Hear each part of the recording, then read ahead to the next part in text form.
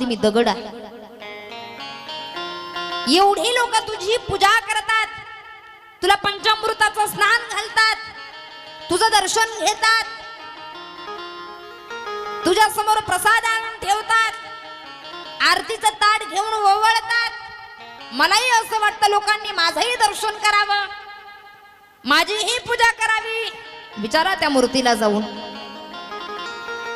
असं का होत नाही माझ्याबद्दल, तुझ्याबद्दल असं का होतं, एवढे लोक तुला का म्हणतात?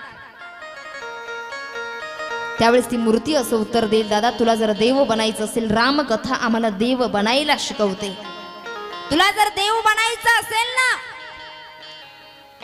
ती मूर्ती तुम्हाला सांगून जाईल की बाबा रे,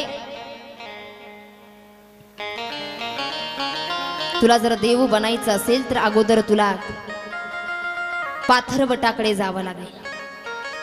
अरे बापरे,